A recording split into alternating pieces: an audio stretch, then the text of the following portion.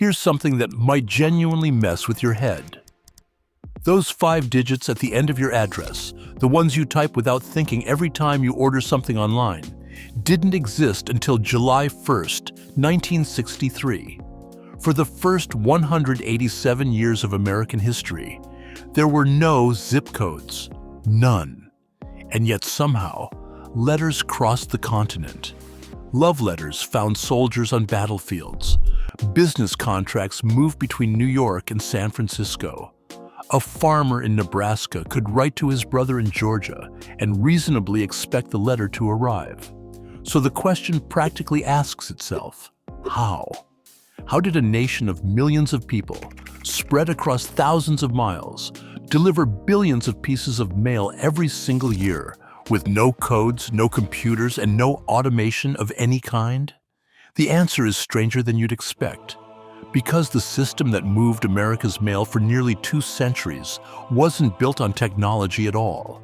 It was built on human memory, on an army of men who memorized the geography of an entire country, the way a concert pianist memorizes a symphony, sorted letters in speeding train cars at 80 miles an hour, and were fired if their accuracy dropped below 97%. And the story of how that astonishing human machine finally broke down and what replaced it explains more about the modern world than you might think. Because those 5 digits didn't just change how mail moved. They quietly became one of the most powerful pieces of data infrastructure on the planet, a number that today can predict your income, your politics, and even how long you're going to live. But let's start at the beginning, because the deeper you go, the weirder it gets. If you lived in America in the early 1800s, mail delivery as you understand it did not exist.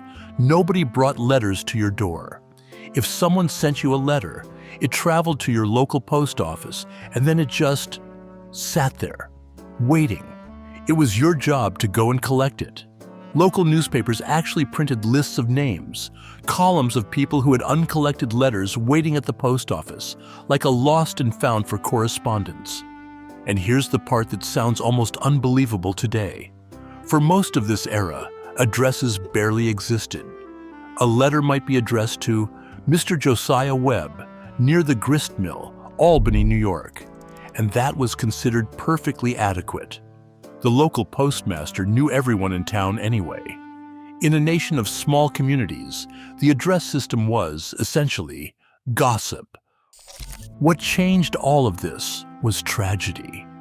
During the Civil War, post offices in northern cities filled with women lining up day after day, waiting for word from husbands and sons at the front. Too often, the letter they finally received was a death notice, opened and read for the first time while standing in a crowded public lobby. A postal clerk in Cleveland named Joseph Briggs found this unbearable. He believed news like that should reach a family in the privacy of their own home.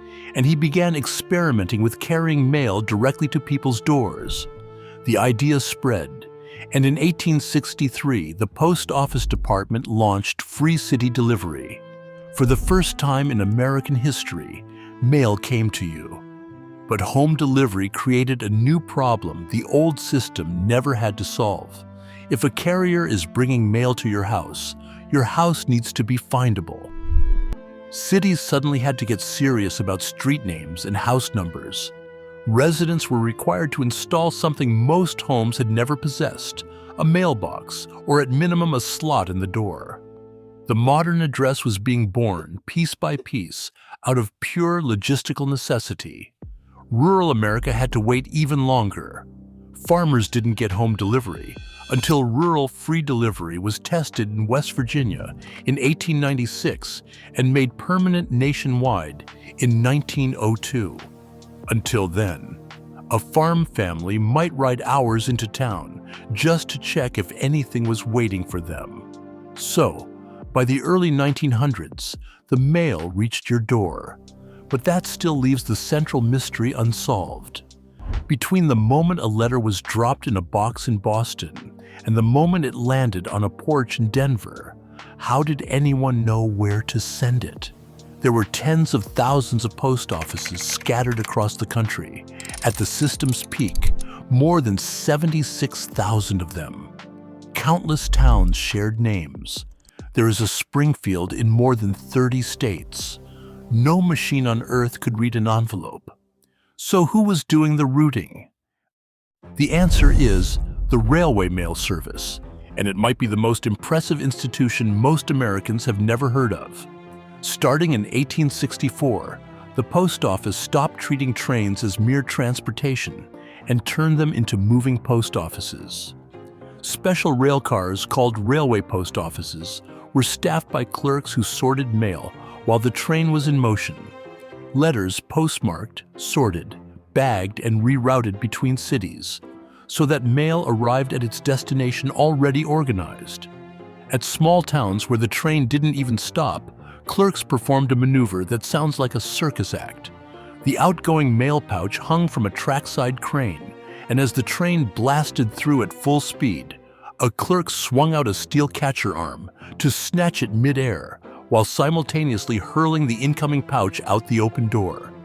They called it catching mail on the fly, and they did it at speeds of up to 80 miles an hour, at night, in rain, in snow. But the physical spectacle wasn't even the remarkable part. The remarkable part was what these men carried in their heads. Every railway post office clerk was required to memorize what the department called schemes, vast distribution maps detailing which post offices, which rail junctions, and which connecting lines served every community along their routes. A single clerk might be responsible for accurately routing mail to thousands of destinations, entirely from memory. And the post office did not take their word for it. Clerks were examined roughly every 6 months in brutal card case tests. An examiner handed them stacks of cards, each bearing the name of a post office, and the clerk had to sort every single one into the correct pigeonhole, from memory, against the clock. The passing standard was accuracy in the high 90s. Clerks who couldn't consistently hit around 97% were pulled from the service.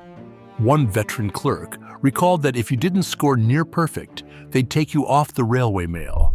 These men studied on their days off.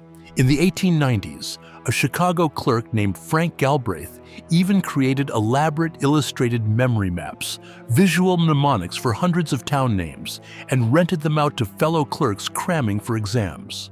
Think about what this means. The circulatory system of American communication, every bank draft, every business order, every letter home, depended on the memorized geography inside the skulls of a few thousand men in rattling train cars.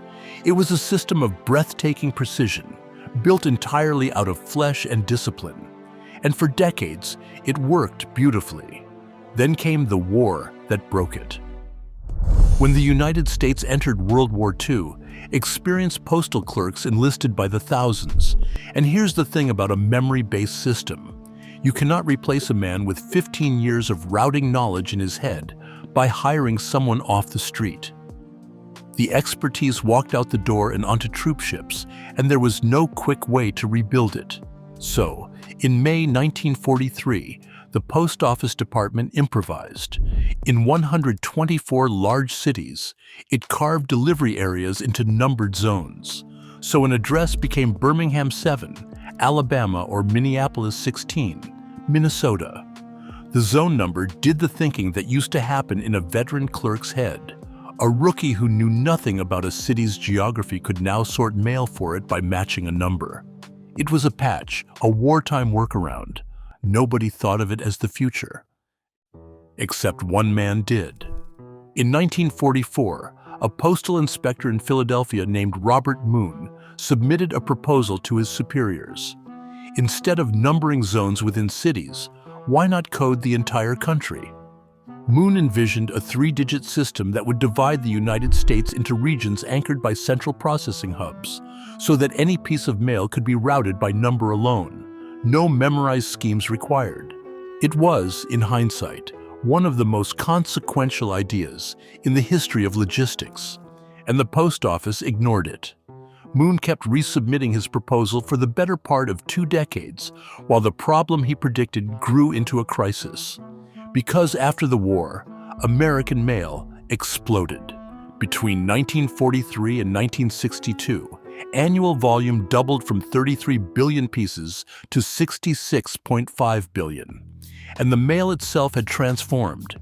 By the early 1960s, the overwhelming majority of it was not personal letters at all, but business mail, bills, statements, advertisements, magazines, checks, pumped out by machines in quantities no human sorting system was built for. Meanwhile, the very backbone of the old system was dissolving. Passenger rail was collapsing as America shifted to highways and jets, and the mail-carrying trains that the railway mail service depended on were being canceled year after year. The suburbs were sprawling into territory no scheme had ever mapped. A typical letter was now being handled by 8 to 10 separate employees before delivery, each handoff another chance for delay or error. The human machine that had run American communication for a century was drowning. So in the early 1960s, Postmaster General J. Edward Day finally reached for Robert Moon's old idea and improved it. Day's team fused Moon's 3-digit regional routing code with the 2-digit city zone numbers that had existed since 1943, creating a 5-digit national code. They called it the Zone Improvement Plan, ZIPPY, an acronym deliberately chosen to sound like speed. The architecture was elegant. The first digit split the country into 10 broad regions, 0 in the northeast, 9 in the far west. The next 2 digits pinpointed a sectional center facility, a regional sorting hub. The final 2 digits identified the local post office, or, in big cities, the old delivery zone, which is why many urban zip codes still end in the exact zone numbers assigned during World War II. Your zip code today may literally contain a fossil of 1943 embedded in its last 2 digits. On July 1st, 1963, the system went live across the entire country. Every address in America had a code. And then came the truly hard part, convincing Americans to actually use it. Because the public, frankly, was not in the mood. In the space of a few years, ordinary Americans had been told their tax returns now required social security numbers, and their beloved alphanumeric phone exchanges were being replaced by all-digit dialing. There was a genuine cultural backlash brewing against being reduced to numbers, and now the post office wanted 5 more. So the government did something wonderfully absurd. It launched a full-blown charm offensive. The face of the campaign was Mr. Zip, a cheerful cartoon mailman drawn in mid-sprint, created from a design by advertising man Harold Wilcox, whose own father had been a postman. Mr. Zip appeared on trucks, posters, buttons, and postage stamp margins. Broadway legend Ethel Merman belted out a zip code jingle to the tune of Zip-a-dee-doo-dah. A singing group called the Swingin' Six performed zip code musical numbers. It was a marketing blitz for 5 digits, and it worked. Within 3 months of launch, Moon estimated codes were appearing on nearly a third of all mail. In 1967, the post office made zip codes mandatory for bulk mailers, and the battle was effectively over. What the zip code really did, though, was unlock the machine age of mail. Once every destination in America was a number, optical character readers and mechanical sorters could finally do what no machine could do with near the gristmill, Albany. Sorting speed exploded. In 1983, the system was extended with Zip plus 4 extra digits precise enough to identify a single block face or 1 floor of an office building. The railway mail service, that magnificent brotherhood of human memory, faded away. The last railway post office route shut down in 1977. Its clerks' encyclopedic minds rendered obsolete by 5 digits and a scanner. But here's the twist nobody at the post office saw coming. The zip code escaped the mail. Because when you divide an entire country into small numbered geographic cells, you've accidentally created something businesses and governments had never had before: a universal grid for sorting people. Marketers discovered that zip codes clustered Americans by income, lifestyle, and taste with eerie precision. Insurers priced policies by them. credit companies scored them. Researchers found that life expectancy can swing by 20 years or more between zip codes just a few miles apart, which is why public health experts now say your zip code can matter more than your genetic code. A 5-digit number invented to help sort envelopes became one of the most revealing data points attached to your identity, and you hand it out dozens of times a week without a second thought.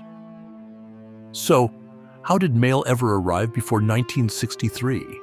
It arrived because thousands of anonymous men turned their own brains into the database, memorizing a continent and proving it under examination twice a year for their entire careers.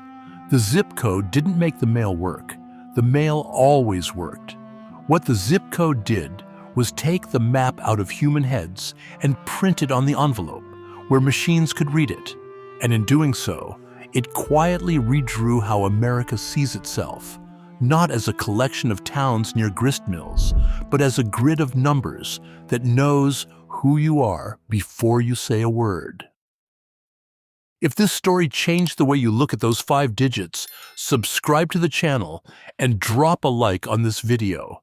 We dig into the hidden systems running underneath everyday life, the ones you use constantly and never think about.